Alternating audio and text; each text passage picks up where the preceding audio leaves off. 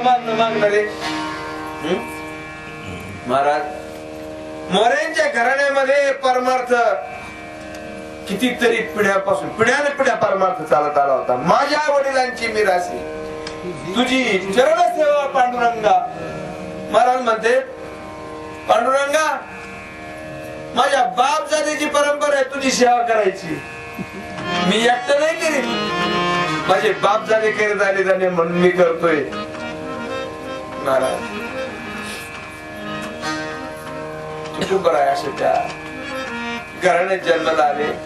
वसंत पंचमीला 400 वर्षापूर्वी महाराजांचा जन्म देहू गावामध्ये झाला.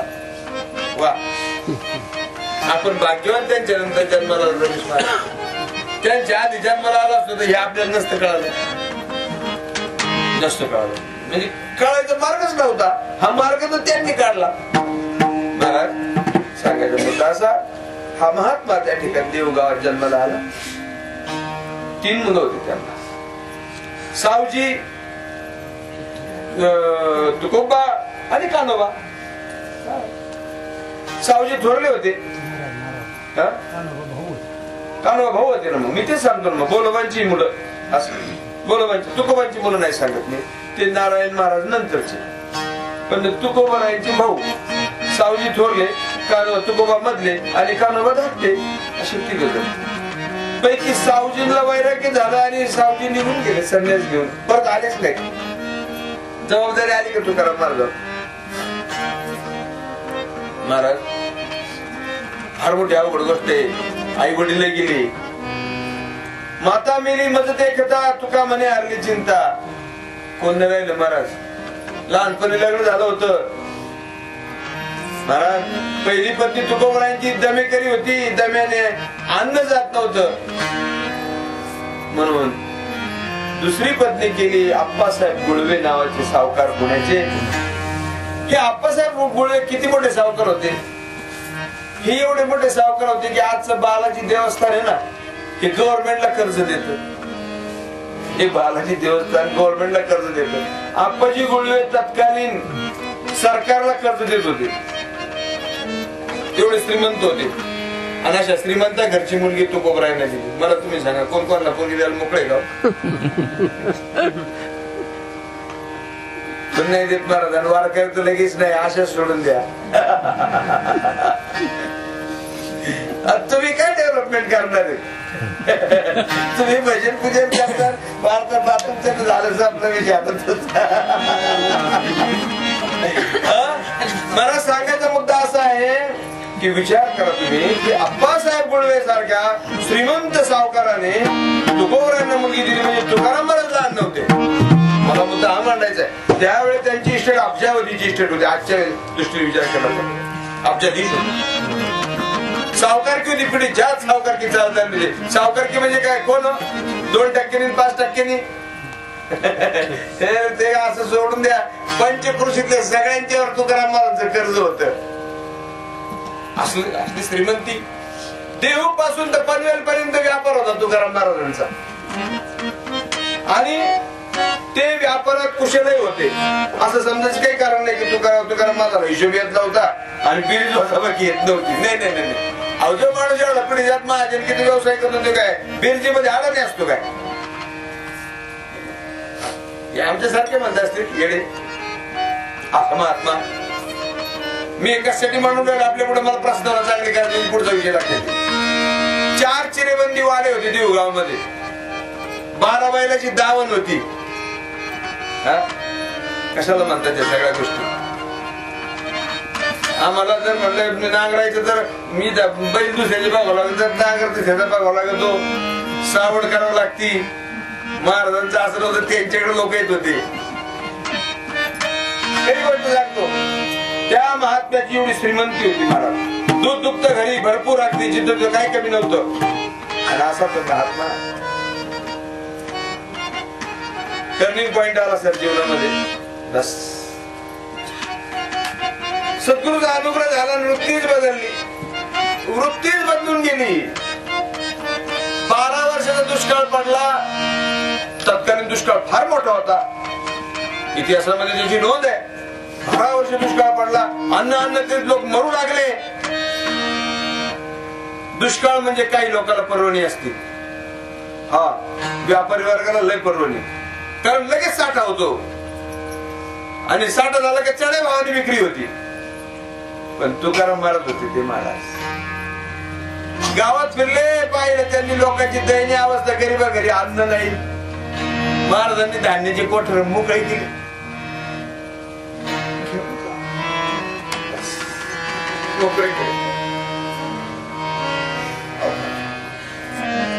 लोक येऊन महाराजांच्या घरून धान्य घेऊन जातात. महाराज मोठी अवघड गोष्ट झाली. गावामध्ये काही लोक असे असतात की जे काहीतरी विचित्र करतात. कानोबाच्या कानात हळूच काही नाही सांगितलं, अरे तुझा भाऊ वेळा झाला, तू वारकरी बनला, आता काही खरं नाही म्हणले. हे आता तुमची प्रगती होण्याची चिन्ह नाहीत म्हणले.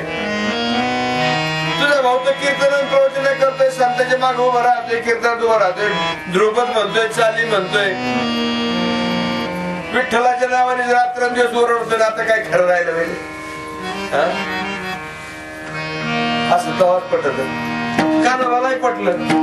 कानोबा हळूच म्हणले, दादा एक विचारू का? म्हणले काय? नाही म्हणले, आता तुम्हाला तर लागला भजना पूजनाचा छंद, आणि मग आपली शेती हे सगळं आपलं एवढं व्यापार वगैरे हे कोणी बघायचं. तर मला असं वाटतं की आपण थोडं वाटून घेतलं बरं होईल. आणि सारे याच्यातच मेले वाटून घेण्यात, आता काय सांगावं. आता कुठे बघा इतर आहे, वाटून कसं घेता येईल. तुकाराम महाराजांना लय वाईट वाटलं. काय महाराज महात्म्याचं वेगळं आहे. महात्मा आहे ना स्वतःला त्रास करून घेतो, पण दुसऱ्याला काही करीत नाही, म्हणतही नाही. महाराज निघून गेले भंडारा डोंगरावर, 8 दिवस तर खाल्ले आले. भंडारा डोंगरावर बसले चिंतन करत. त्यांनी काय केलं? त्यांनी समाज चिंतन केलं, त्यांनी आत्मचिंतन केलं, त्यांनी सगळं चिंतन केलं, वृत्तीचं मंथन केलं. महाराज सत्य काय मिथ्या काय, गोहम कथमिदम जातम, मी कोण कोठून आलो, कसा स्त्री पुत्र धर स्वप्नात जिगुंतलो, काय करायचंय मला. चिंतन केलं त्यांनी. आणि एक दिवसाचा प्रसंग, आईसाहेब जिजाई म्हणल्या कानोबाला, कानोबा अहो भाऊजी कुठे गेलेत बघा. तरी म्हणले 2-3 दिवस झाले अजून आले नाही, काही नाही. मी पाहिलं मला सापडलं. कानोबा म्हणले मला माहिती दादा कुठं जात असतो, माझ्यावर रुसलेला आहे म्हणजे. कानोबा गेले. भंडारगडावर गेले. त्यांनी बघितलं तर तुकाराम महाराज मांडी घालून बसले पद्मासनात, डोळ्यात धार लागले. अवस्था गेले. महाराज त्यांच्या गळ्यात पडले. गळ्यात पडले, रडायला लागले. दादा मी दुखवलं तुम्हाला, मी तुम्हाला त्रास दिला, मी दुष्ट बोललो तुम्हाला, वाटून मागितलं म्हणून इथपर्यंत आला तुम्ही. काहीच नको मला, मला तुम्ही पाहिजे. माघारी चला, आमच्या घराची शोभा आहे.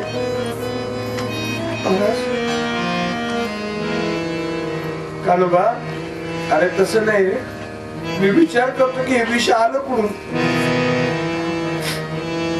दादा कसलाच विचार करू नका, आता घरी चला, बस तुम्ही जसं म्हणतात तसं मी वागन.